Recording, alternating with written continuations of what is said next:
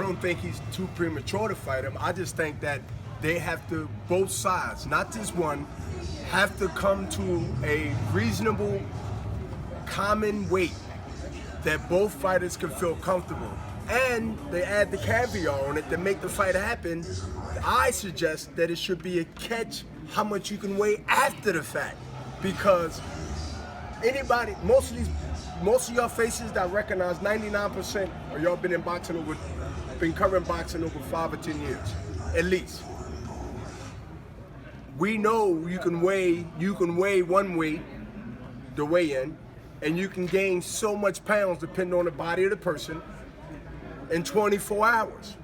So you gotta understand, I'm giving you the business part. Those things have to be worked out too. It's called a cap off. It's called a cap off. You know, how much you're gonna weigh to fight, that we're gonna fight, and then in 24 hours, how much you cannot weigh on the second weigh-in. See, all these things has to be worked out. And don't think that 5 pounds is nothing. Don't think 5 pounds is nothing.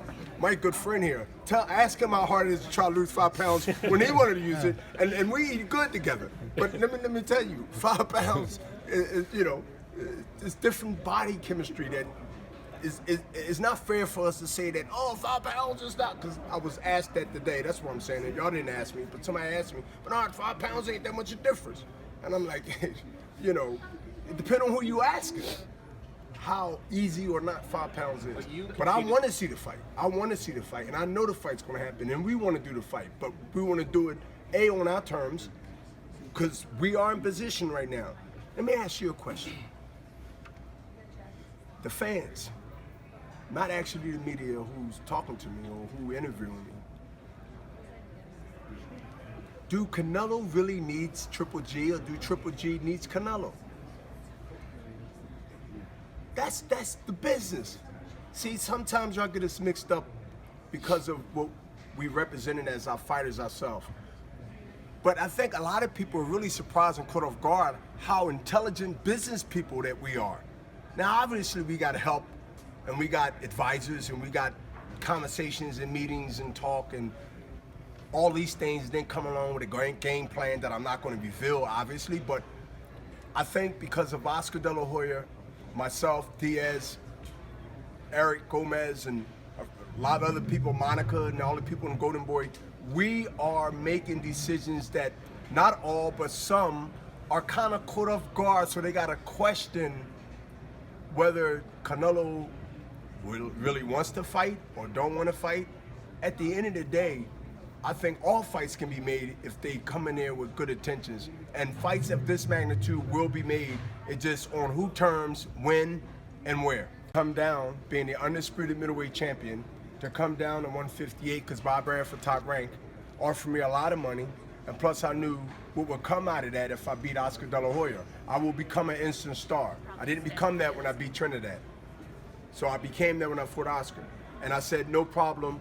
First I argued, I said, look, I'm the middleweight champion. Why I gotta come down to 158 and be 58 to fight Oscar De La Hoya? He's Oscar De La Hoya. Oscar De La Hoya's the man. So once I tried to say, okay, what about 59? What about 58 and a half? Bob Arum said, no, we got to do that 58 or the fight won't be done. I made concessions to fight Oscar De La Hoya, being the undisputed middleweight champion of the world after beating Trinidad in 2001, and now you're asking Triple G to get a pass and not let Canelo get the same thing y'all must have forgot. And I'm not copying off of Roy Jones' song that didn't go platinum. I'm trying to tell you that in boxing, it seems that people forget so easy. And some, because you remembered it and you brought it up to me. So, and that wasn't really too long ago. That wasn't 20, 30 years ago. So, I have to remind them, it's so profound that here I'm involved in the middleweight division that has my DNA all over it, as I said on the stage so eloquently. And I have to remind people as I continue to get answer questions, Bernard, why Canelo ain't gonna fight him such, whether it's fans or yourself or other media. And I said to them, I said, y'all forgot that to get Oscar and to be who I am and you know, all the accolades that come with it, Don't you understand that coming down to 58 on my lean body with 2% body fat at the time, and maybe 3.5 now at 51? And I'm saying, wait a minute. And I argued. I said, why I gotta come down? I got all the belts. Why I gotta come down? Why gotta be a catchweight? And I said, know what I'm gonna do? And there's a guy right behind you with gray hair that was at that fight. And he was at that weigh-in. I said, they think at 158 is gonna be advantage to them and a disadvantage to me. I came in 157. That's how crazy, smart, civil fox I am. I came in 157 because I knew that 58 was so important to them that I came in 157 and everybody jaw dropped and said, oh my God, this guy came in 157, he must be dead. No, I wasn't. Look up that fight, 157. Not 158 that the contract was. So why is Triple G getting the pass that no one else got? I suggested a matchup that everybody would love to see. Let them find a weight and they fight. Why all this got sorted out, Andre Ward got to get 1 or 2 more fights before he get right, and I think that's what he deserved for a realistic, fair chance in a competitive fight. That Andre Ward be occupied not 2 years, not 3 years. Canelo is 154, even though he's fighting for a 60 title. That's not dead in the water, obviously, because I just said it wasn't. He might do 1 more, whoever, whatever, gets sorted out. But in the meantime, don't punish Triple G. I'm gonna come up with a suggestion, be the rocket scientist in this whole situation. Sergey Kovalev is the dangerous puncher and the light heavyweight champion of the world. I would match Sergey Kovalev up with Triple G at a catchweight and remind Triple G, who I respect so much and gave, that you know a guy named Bernard Hopkins in his late 30s, maybe his early 40s, went up to fight Tarver 2 weight classes like Americana's doing today. Well, Saturday.